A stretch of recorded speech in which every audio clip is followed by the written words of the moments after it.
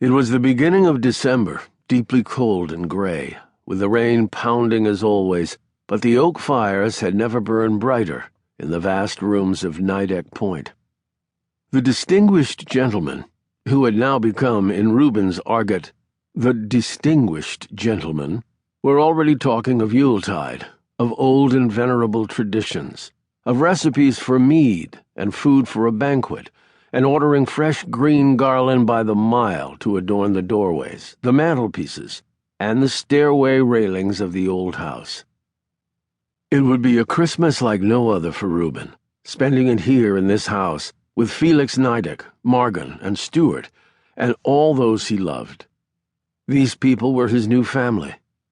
This was the secretive yet cheerful and embracing world of the Morphenkinder, to which Reuben belonged now, more surely than to the world of his human family. A charming Swiss housekeeper, Lisa by name, had joined the household only a couple of days ago, a stately woman with a slight German accent and a very well-bred manner.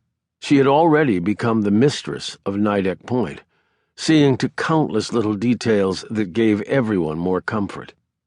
She actually wore a uniform of sorts, consisting of soft, flowing dresses in black silk or wool that fell well below the knee, and wore her blonde hair in what used to be called a French twist, and smiled effortlessly.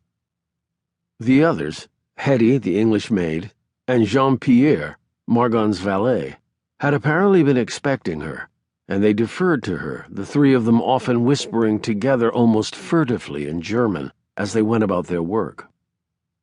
Each afternoon, Lisa turned on the 3 o'clock lights, as she called them, saying it was Herr Felix's wish that they never be forgotten, and so the main rooms were always cheerful as the winter darkness closed in.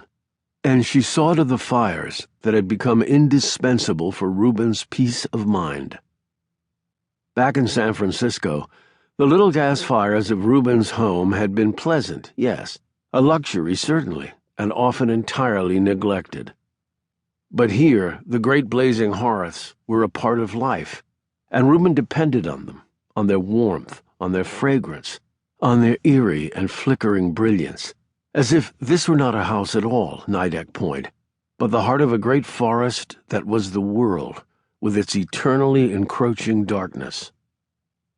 Jean-Pierre and Hetty had become more confident since Lisa's arrival in offering Reuben and Stuart every comfort imaginable, and bringing coffee or tea unbidden, and slipping into rooms to make beds the instant that the groggy sleepers had left them.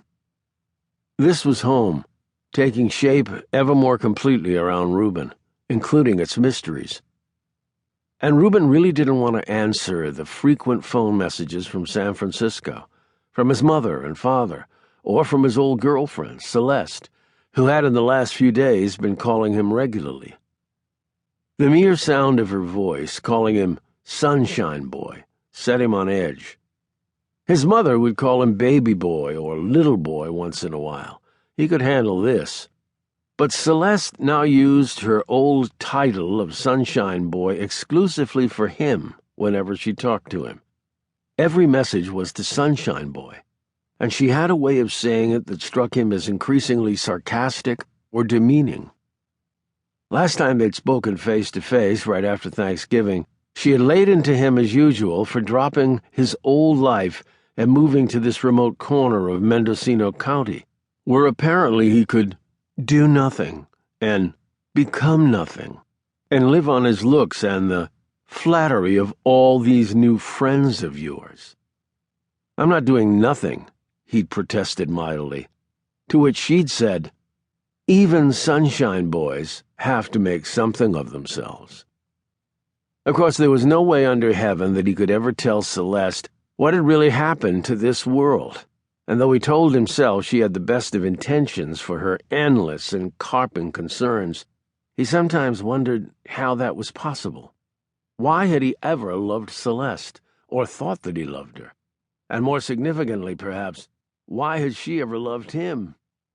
It seemed impossible they'd been engaged for a year before his life was turned upside down, and he wished